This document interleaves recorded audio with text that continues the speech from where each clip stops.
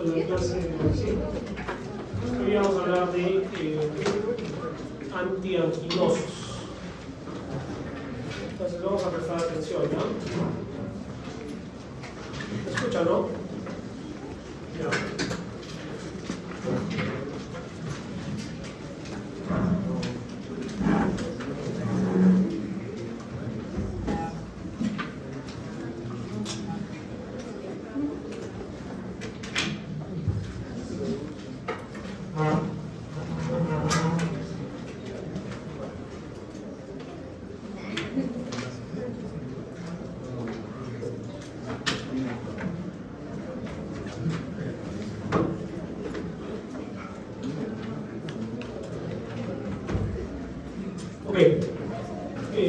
Hablar de antianquinosos, bueno, vale la pena hablar de otras situaciones, ¿no? Que nos van a hacer referencia a lo que... Cada 40 segundos alguien en Estados Unidos sufre un ataque cardíaco.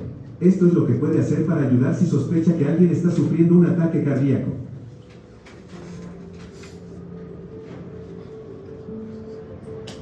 ¿Cómo saber si alguien está sufriendo un infarto? La mayoría de los ataques cardíacos, tanto en hombres como en mujeres, generalmente incluyen síntomas como dolor o presión en el pecho, dificultad para respirar con las actividades habituales, sudoración en reposo, sensación de debilidad o aturdimiento o dolor en el cuello, la espalda, la mandíbula, los brazos o los hombros. Y en el caso de las mujeres, estos síntomas también pueden incluir náuseas o dolor y calambres abdominales. Si sospecha que ha sufrido un ataque cardíaco, solicite ayuda de emergencia de inmediato. Mientras tanto, los medicamentos de... ¿Cuál es el número de emergencias? ¿Saben? En Arequipa. El 116. No tenemos un sistema de emergencias como el 911 en Estados Unidos. El 116 son los bomberos. Emergencia pueden hacer mucho para reducir el daño al corazón. A menos que la persona sea alérgica, masticar y tragar una aspirina diluye inmediatamente la sangre, lo que potencialmente puede salvarle la vida. Si hay alguien que ya tiene una afección cardíaca documentada y una receta de nitroglicerina, estos medicamentos deben tomarse de inmediato. Mientras espera la llegada de la ambulancia, si una persona no respira o no tiene pulso, realice compresiones torácicas de RCP a un ritmo de al menos 100 por minuto, para mantener el flujo de sangre hacia el cerebro y los órganos vitales. Si hay un DEA, un desfibrilador externo automático, disponibles de inmediato, siga las instrucciones para utilizar el dispositivo lo antes posible. Muchos ataques cardíacos son muy reconocibles por sus síntomas, pero de hecho, casi la mitad de las personas que han sufrido un ataque cardíaco no se dan cuenta en ese momento. Estos sencillos pasos pueden ayudar a reducir el daño al corazón e incluso salvar una vida. Gracias por ver este video. Soy el Dr. Demarcus Baimon. Para ver... Muy bien. A ver, ¿quién me levanta la mano y me dice qué es angina?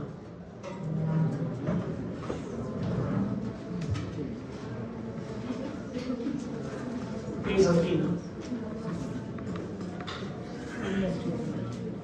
Bueno.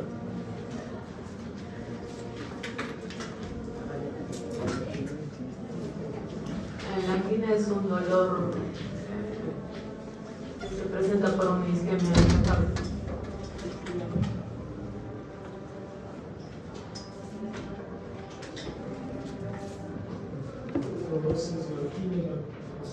¿Qué es angina? Bueno. ¿Un dolor torácico de tipo presión? Ustedes ya han hecho eso, me parece, en semiología, ¿no? ¿Sí? Angina es dolor torácico retroesternal, torácico anterior, opresivo, ¿sí? Que se puede irradiar a la mandíbula y al miembro superior izquierdo, asociado a sensación de angustia, de falta de aire, sensación de muerte. Todo eso tiene que tener un dolor para que sea angina, para que tú digas, sospecho de angina. Y la angina obviamente me puede hacer pensar que el paciente pueda desarrollar un infarto agudo de miocardio, ¿sí? El hecho es que en todo nuestro organismo, todas las células, tiene que haber un equilibrio entre la demanda de oxígeno y el aporte de oxígeno. Si la demanda aumenta, es decir, que un corazón se empieza a estresar, o una de sus arterias coronarias no es irrigada adecuadamente, aumenta el estrés de este órgano, puede generar mayor demanda, ¿sí? Y si la demanda llega a un nivel crítico, esto puede generar lo que se conoce como isquemia, ¿de acuerdo? Entonces, en base a esto, en base a este concepto, podemos ver algunos fármacos que son antianginosos, ¿sí? Que son los que vamos a revisar ahora, los que tienen que ver con el bloqueo de canales de calcio, los nitratos orgánicos, vasodilatadores, ¿de acuerdo? Entonces, ustedes me han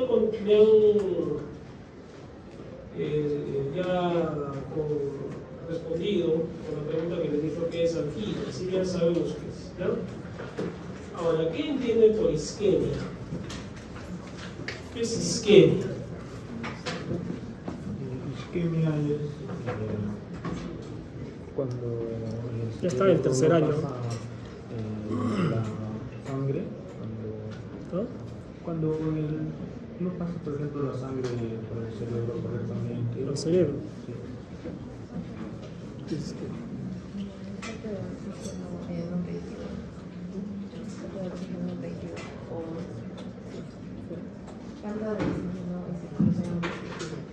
La mía, no va a pasar nada. ¿Qué es isquemia? Pero es la falta de aporte sanguíneo a un tejido, lo cual considera que esto no llega oxígeno y este tejido se muere. A cualquier tejido, puede ser el cerebro, al hígado, a los riñones, al corazón en este caso. Estamos hablando del corazón, ¿no? ¿Y por qué duele el corazón? Porque están despechados, porque tienen una decepción amorosa. ¿Por qué duele el corazón? Porque el corazón es el que duele, ¿no?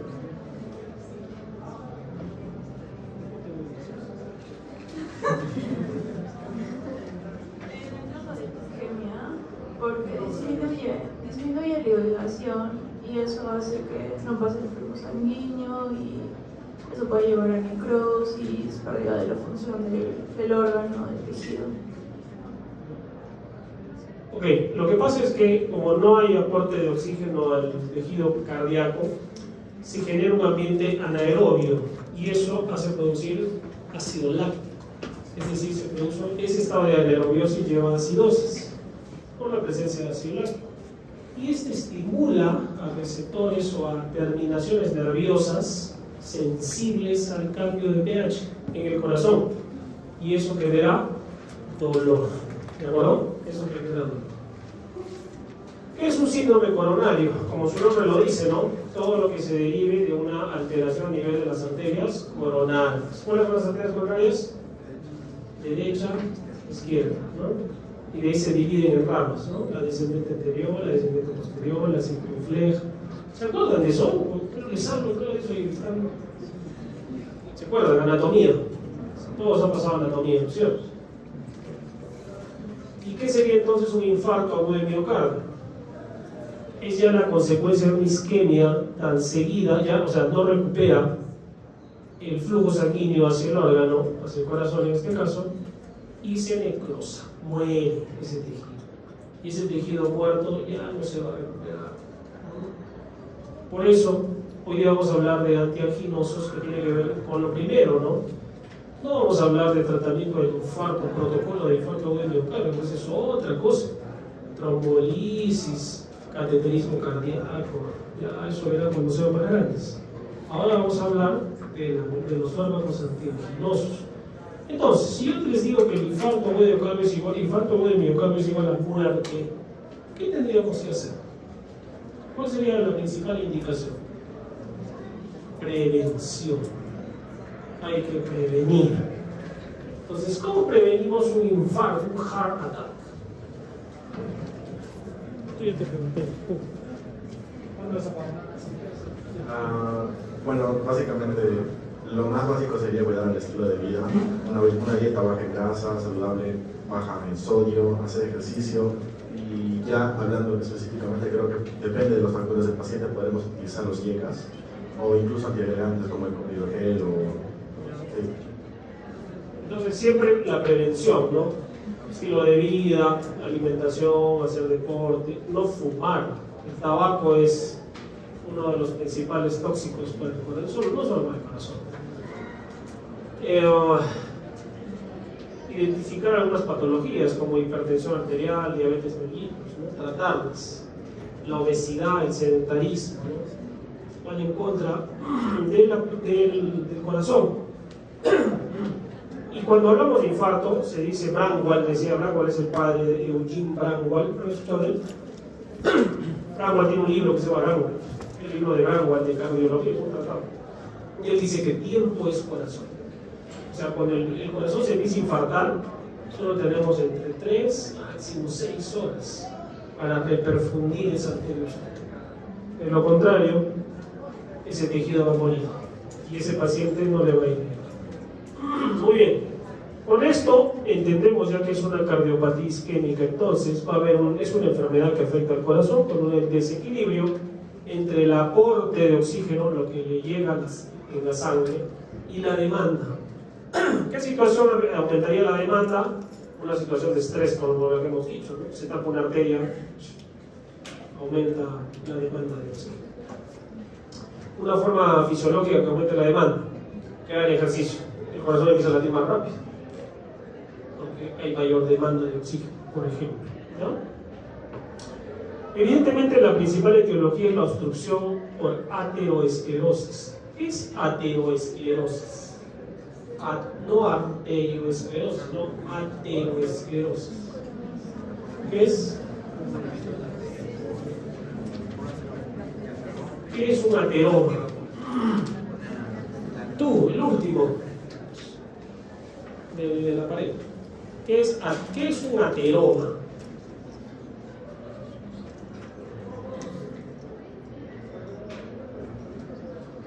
Ateroma. Bueno, dilo más lo que entiendes. No pasa nada. ¿Qué es? ¿Tienes idea qué es un ateroma? ¿Dónde está un ateroma? ¿Dónde se forma? Yo te voy a decir 3 alternativas. Afuera de las arterias, adentro de las arterias o en el músculo cardíaco. ¿Dónde se forma?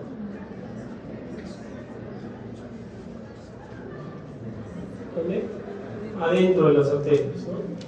Entonces, ¿qué sucede? La grasa que comemos, que es el principal aporte de grasa a nuestro cuerpo, es necesario, ¿no? Pero muchas veces esta grasa, sobre todo la grasa que se deposita en los órganos, que tiene que ver con el LDL, ¿no? Los triglicéridos, el colesterol, esta grasa se mete a los vasos sanguíneos y comienza a circular ahí, pero de repente hay tanta grasa que comienza a taponarse en ciertos lugares, sobre todo las arterias más pequeñas. Las arterias son de las más pequeñas, ¿no? Coronarias. Y si se obstruye una parte, comienzan a agregarse plaquetas allí, se detiene la circulación y eso puede generar un cuadro isquémico, ¿no? Un cuadro isquémico coronario agudo. Y si eso no se reperfunde, o sea, no devuelve el tránsito a nivel de esa arteria, se produce un infarto agudo miocardio. ¿De acuerdo? Entonces, puede haber una obstrucción por placas de ateroma, que es la más común, reducción de la luz vascular, que se forma un trombo por una lesión, o un vasoespasmo, que es la llamada angina de Prince-Meta, ¿Cuáles son los factores de riesgo? Lo que hemos hablado, ¿sí? Hipertensión arterial, dislipidemia, tabaquismo, diabetes, posmenopausia, sí, obesidad, uso de anticonceptivos también. Los factores hormonales también son importantes. Yo no recomiendo el uso de anticonceptivos. Si alguien los usa, mejor hay que dejar de usar. Factores condicionantes: reducción en el aporte de oxígeno, entonces, una alteración vascular previa como formación de ateromas, que se altere la presión de perfusión coronaria. Esto va a llevar evidentemente a que aumento de la demanda de oxígeno.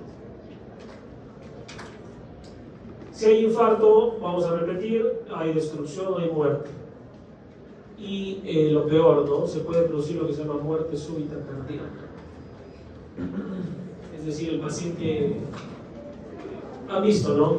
Futbolistas y de pronto, ¿qué pasó? ¿Qué pasó?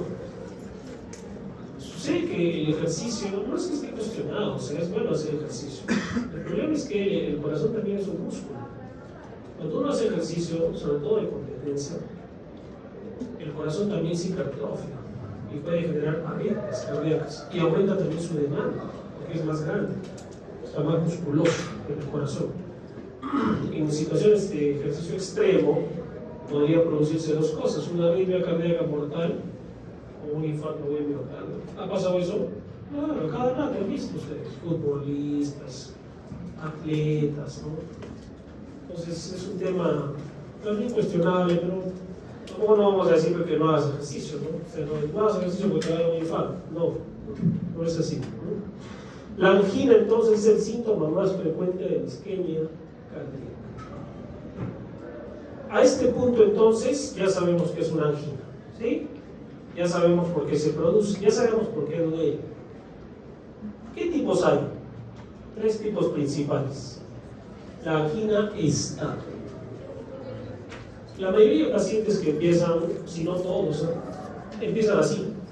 Es un dolor que empieza en el pecho, pero la persona lógicamente deja de hacer ejercicio, suele ser como ejercicio, ¿no? Está subiendo escaleras, está cargando peso, se sienta, descansa, respira. Muchas veces se toma un analgésico también, ¿no? Y calma, es un alivio. Pero de pronto eso le pasa a esa persona 2 o 3 veces al mes. Digo, algo no está bien, ¿no? Pero, y si uno no sabe qué es eso, no tiene idea, no consulta nada, lo más probable es que termine un infarto agudo. La angina de Prinzmetal es vasoespástica, es más rara, se puede dar por espasmo, se da por espasmo arterial coronario en pacientes más jóvenes, ¿no? O sea, se le ha asociado a enfermedades virales, a virus, ¿no? A estrés, a uso de drogas, de marihuana, cocaína, de anfetaminas, estimulantes. Angina inestable, cuando ya la obstrucción del vaso ya es mayor al 50%, ya ese vaso se va a tapar en cualquier momento. Y ya el dolor ya no le da a esa persona cuando está caminando o corriendo, sino ya en reposo. Ya eso es un paso previo a un infarto de miocardio. Muy bien. Es evidente que esto va a traer pues consecuencias, ¿no? Esto va a traer consecuencias. Y la principal consecuencia es que el tejido cardíaco, al infartarse, va a dejar de funcionar. Si esta persona sobrevive de un infarto o de miocardio, ¿qué le va a pasar? Lo más probable, dependiendo de la magnitud, lógicamente, pero se va a generar ¿qué? Insuficiencia cardíaca. Insuficiencia cardíaca. Entonces, es una pregunta clásica, ¿no? De residentado y de los internos. ¿Cuál es la causa más común de insuficiencia cardíaca izquierda?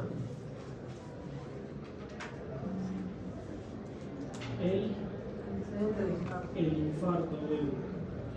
¿Y cuál es la causa más común de insuficiencia cardíaca derecha?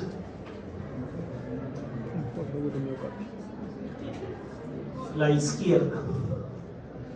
La izquierda. La insuficiencia cardíaca izquierda es la causa más común de insuficiencia cardíaca derecha. Y la causa más común de insuficiencia cardíaca izquierda es el infarto agudo de miocardio. No se olviden de eso, ¿ya? ¿Tienen idea qué pasa si en este momento salimos, no vamos a infartar a nadie, un desconocido, y le da un infarto? Bueno, no sabemos qué es un infarto, pero colapsa, y nos está agarrando el pecho, sospechamos en un infarto. ¿Qué hacemos? Gritamos. Si está vivo, hay que llamar al servicio de emergencia, o hay una ambulancia, ¿no? ¿Hay ambulancia? Sí, creo. Y entonces yo le digo, ¿por qué llama de una vez a la ambulancia, que la preparen, ¿no? Está vivo, o sea, no ha hecho paro cardíaco. Si no responde, no respira, nada, tengo que hacer RCP y esperar ahí hasta que venga la ayuda, como un desfibrilador automático. Hay eso, o sea, Acá debería haber en cada salón, no en cada salón, en cada torre, debería haber un desfile, que ustedes sepan dónde está el desfibrilador. ¿Hay eso?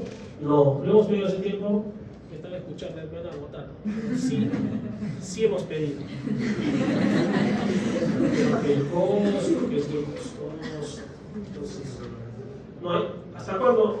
Va a haber un día que sí va a haber. ¿Cuándo va a ser ese día? Fuera ahí. Eso es lo que. Entonces, ya, lo levantamos, ¿y a dónde lo llevamos? El chofer me dice, ¿a dónde voy? ¿Cómo se trata un encuentro de miocardio? Dos cosas, dos tratamientos. Uno, hay que abrir esa arteria que está tapada. Entonces, el tratamiento del gold estándar a nivel mundial es cateterismo cardíaco, se llama CAT. Entrar por el cuello hasta el corazón, abrirlo. Mecánicamente, ¿no? Como un intervencionismo. ¿Se hace mecánica? Sí. En salud, que a veces funciona, a veces no funciona, porque usa algún arco en C, y en clínicas, en la clínica San Pablo y en la clínica San Juan. ¿Cuánto cuesta una repercusión en la clínica? ¿Tienen idea? 80.000 soles. ¿Quién va a pagar 80.000 soles? En el seguro. Sí, en el seguro se puede. ¿A otro sitio hay? ¿En el honorio hay? No hay. ¿Cuál es el segundo tratamiento? El clásico. Ese sí hay en todos los hospitales. Es reperfusión por fármacos, ¿no? La teplasia, estreptokinasa, activador celular de plasma. También tiene eficacia, pero no es por el gol estándar. Y si el infarto es en Camaná, estás frío. Si más lejos, tiene un lugar más lejos. En la Unión Cotahuasi. Es a Dios. ¿Qué les parece? Estamos mal, ¿no? Y esa es la realidad. Si aquí en Arequipa nomás hay pacientes que llegan al día siguiente del infarto, porque ya no puede hacer nada. Y los cardiólogos dicen, ese paciente es un paciente quemado. Cuando escuchas ese término es porque no hay nada que hacer. Ya su corazón está infartado, probablemente con falla cardíaca después, ¿no? Entonces, el objetivo de los hospitales, tanto el Ministerio de Salud, es, ya se ha creado una red del corazón. Ojalá hay un proyecto de hacer una unidad, bueno, hay una unidad coronaria en Honorio Delgado, pero el objetivo es al 2025 contar con cateterismo cardíaco. Ojalá. ¿Ya? Queremos que sí. Entonces, la primera acción, lógicamente, hay que revertir las causas, ponerle oxígeno, ¿no? Poco calmar ese corazón que está con mucha demanda dándole oxígeno, lógicamente, porque lo que le falta es eso, ¿no? La sangre lleva oxígeno.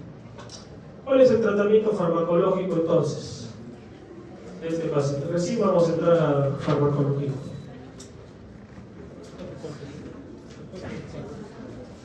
Entonces, ¿cuál es el tratamiento farmacológico?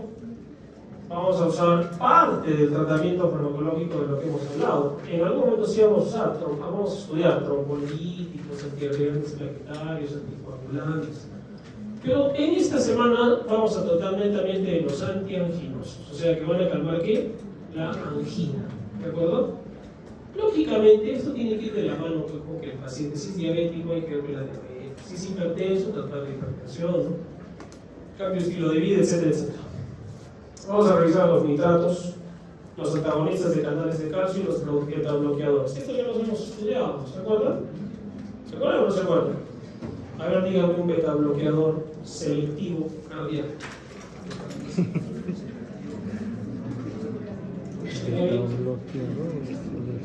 ¿Quién? Ya me lo uno. Y no me dice acá abajo de la clase. Un selectivo cardíaco. Ya. Muy bien. Sí. El atenolol. ¿Cuál era un no selectivo? El propranolol. ¿Ya? Selectivo, ¿por qué? Porque si no es selectivo va a agarrar los beta 2 también, ¿no? Y eso sería contradictorio con paciente asmático. Lo que yo busco es que tratar el corazón. ¿Dónde están los receptores beta 1? ¿Dónde están? ¿En qué órgano? En el corazón. ¿Los beta 2? tienes un corazón y dos pulmones. Pulmón. En el corazón y en los pulmones. ¿De acuerdo? ¿Me están siguiendo? ¿Hablas de pasado?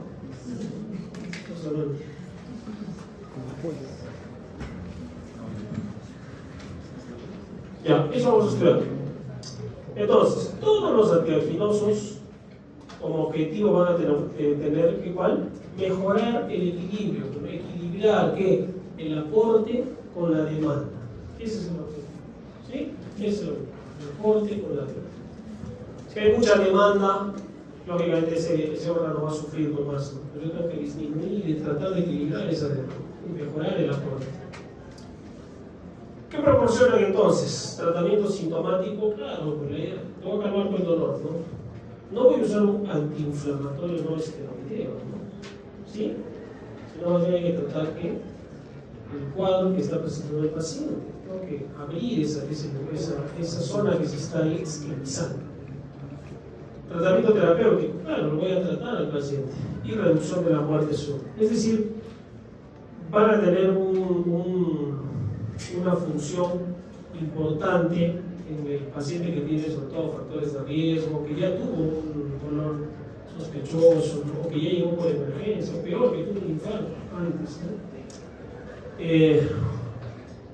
Las enfermedades cardíacas, no sé si ustedes han visto, ¿no? Algún familiar o alguien cercano, son pues bastante agresivas y lo peor es que necesitan tratamiento inmediato, no les he hecho 3 horas, 6 horas más. Si llega el paciente a los 2 días, ya vas a tener complicaciones. ¿De acuerdo? ¿Cuál es la actividad farmacológica? Bueno, va a tener una acción hemodinámica sobre la circulación coronaria, sobre los requerimientos miocárdicos de oxígeno y tiene un efecto evidentemente antialginoso, ¿no? Ya saben todo lo que hemos hablado al inicio. Entonces, acá está un poco el kit, el secreto, la perla del asunto. Existe el aporte, ¿sí? Es lo que llega de oxígeno y la demanda, lo que gasta ese corazón. Entonces, lo ideal es que haya un equilibrio. No todo, no tiene que haber equilibrio. Entonces, cuando yo trato a un paciente que está teniendo una isquemia, un cuadro alginoso, la idea es restablecer ese equilibrio que se alteró. Hay mayor demanda, es un corazón que está sufriendo, quiere más. Aumente el aporte, claro, porque al disminuir la demanda va a aumentar el aporte. Y viceversa. Disminuyo la demanda, aumento el aporte. Si aumento el aporte, disminuye la demanda. Así de simple. Lógicamente, ese restablecimiento del equilibrio va a ser fundamental para poder decir que un paciente está siendo bien tratado. ¿Ya? Entonces, nosotros tenemos acá los nitratos, para este lado, acá los bloqueadores de canales de calcio, y arriba los beta bloqueadores. ¿Ya? Los beta bloqueadores. ¿Qué acción van a tener los beta bloqueadores sobre el corazón en relación a lo que estamos hablando? Su objetivo netamente va a ser que van a abrir la arteria, no van a hacer que llegue más oxígeno al corazón, no, indirectamente podría ser, van a disminuir la frecuencia cardíaca y o la contractilidad, o sea, disminuyen el trabajo. Y el corazón está, va a bajar, más lento, ¿no? Para disminuir ese gasto que está teniendo. Ese es el mecanismo de acción de los beta bloqueadores, no más. Lógicamente, a ese paciente le pondremos oxígeno, ¿no? Oxígeno, por acá, por la masa, para aumentar el aporte. Entonces, en realidad, los beta bloqueadores van a tener una acción netamente directa sobre el trabajo del corazón, sobre el trabajo del corazón. ¿Ya? ¿Hay fármacos calcioantagonistas que pueden hacer eso? También. Los vamos a estudiar. Hay calcioantagonistas de acción central y calcioantagonistas de acción periférica. ¿Se acuerdan de los hidropiridínicos y los fluorhidropiridínicos? ¿Qué sucede? Los fármacos de acción central como el diltiazem y el verapamilo pueden hacer algo similar que los beta bloqueadores. disminuir la frecuencia cardíaca y la contractilidad, tiltiación y rapamilo, siendo calcio bloqueadores de canales de calcio. ¿Y qué tiene que ver el calcio? Contracción del miocardio. ¿Ya? ¿Se acuerdan en fisiología las fases del ciclo cardíaco? ¿Se acuerdan? Fase 0, 1, 2, 3 y 4. ¿Ya? ¿Cuál es la fase dependiente de calcio? Es la fase 0. En la fase 0. 1. Sodio. Es despolarización. Se mantiene el calcio. El calcio entra en la fase 2. Entra calcio para favorecer la contracción. ¿Ya? Entonces, si bloqueas el canal de calcio, el corazón ya no se contrae tanto y se tranquiliza. Y otros fármacos más modernos, como la ivabradina y la ranolacina, son más costosos también, pero que tienen un efecto similar: reducir el trabajo cardíaco. ¿Ya? Listo. Vamos a los nitratos. ¿Qué hacen los nitratos? Los nitratos principales, bueno, esto los vamos a desarrollar ahora, pero esto es una introducción. Para este cuadro quiero que nunca se olvide. Los nitratos, ¿qué van a hacer? Básicamente van a dilatar, producir vasodilatación. ¿Cómo así? Se convierte en el óxido nítrico. El óxido nítrico es realmente vasodilatador.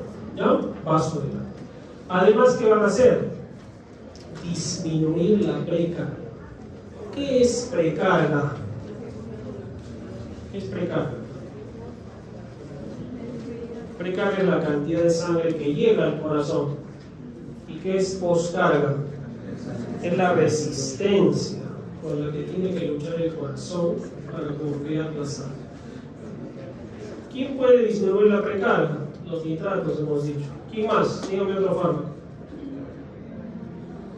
Bueno, no vamos a estudiar, pero son los diuréticos también. Los diuréticos pueden disminuir la precarga. Naturalmente, o por una enfermedad, ¿cómo se puede disminuir la precarga en un paciente? Un paciente con diarreas, vómitos, deshidratación. No llega pues sangre al corazón. ¿Sí? Que tenga pérdidas, que se esté desangrando. ¿De acuerdo? ¿Y qué pasa con la poscarga? ¿Cómo la tendría que aumentar o disminuir la poscarga para ayudarle al corazón? Disminuir la poscarga para que ese corazón no haga tanto esfuerzo en vencer esa resistencia. ¿Sí? ¿Están siguiendo, no? Entonces, disminuir el trabajo y la frecuencia cardíaca, disminuir la precarga y vasodilatar, disminuir la poscarga. Acá yo no quiero que le llegue tanta sangre al corazón, sino que el corazón va a estar.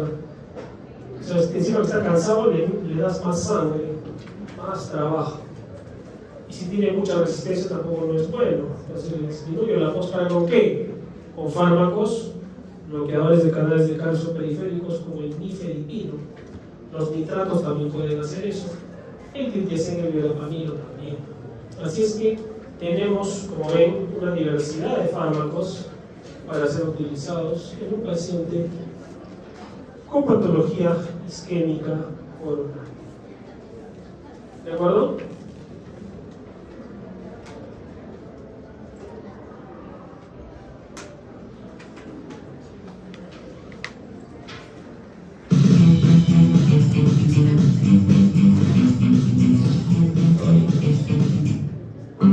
El corazón es el órgano principal del sistema cardiovascular. Es un músculo que late y bombea sangre al resto del cuerpo en forma continua. Las coronarias suministran al corazón el oxígeno y los nutrientes necesarios para funcionar eficazmente. Los glóbulos rojos, los glóbulos blancos y otras sustancias circulan libremente hacia el corazón y otras partes del cuerpo. En una persona sana, las paredes de las arterias son lisas y de un grosor uniforme. Sin embargo, con el tiempo, un nivel alto de colesterol circulante puede generar la acumulación de depósitos grasos denominados placas.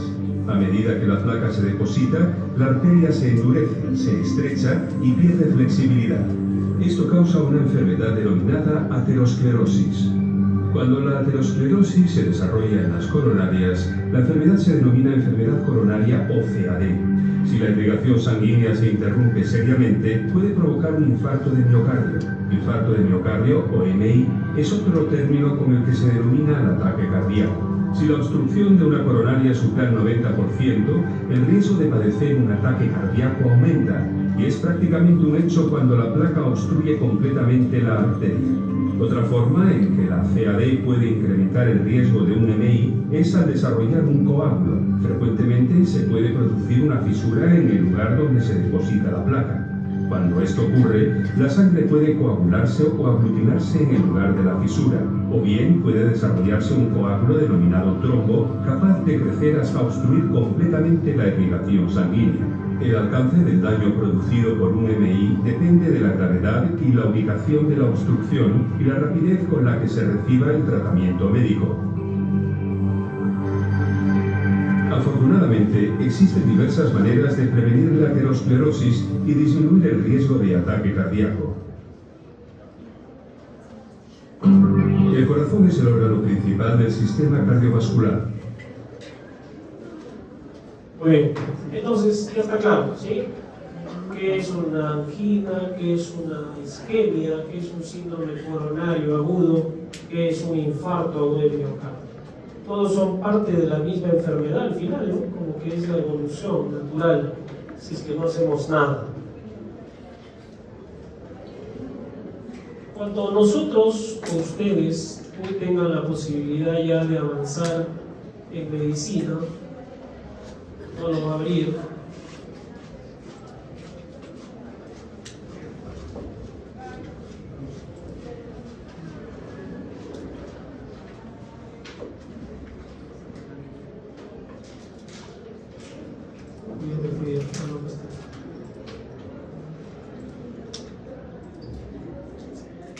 No lo abre. Lo abre y se va, ¿no?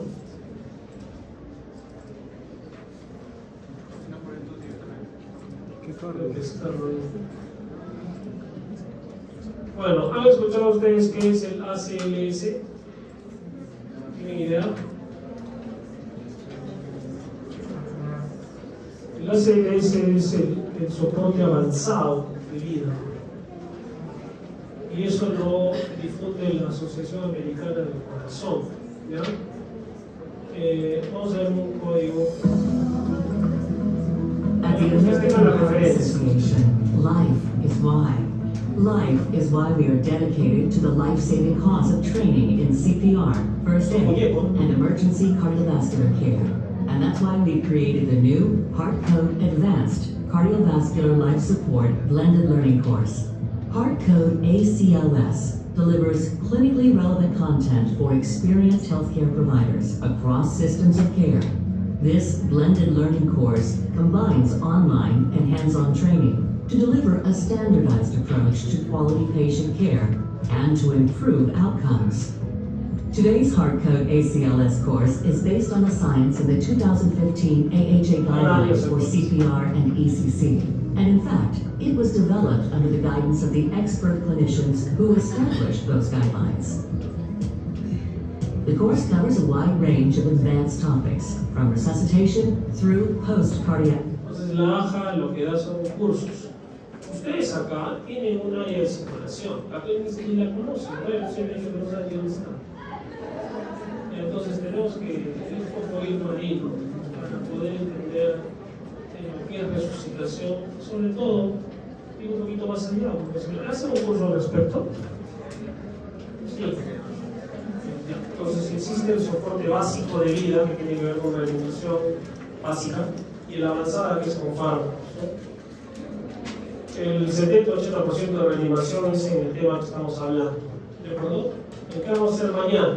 Mañana vamos a revisar nitratos, vamos a revisar los beta bloqueadores, todos sus mecanismos de reacción, ¿no? Los bloqueadores de canales de calcio y los beta bloqueadores en realidad que ya los habíamos estudiado, ¿no? Y vamos a concluir con el tratamiento de la angina, cómo es, y con eso terminamos. ¿Listo? Gracias. Nos vemos mañana.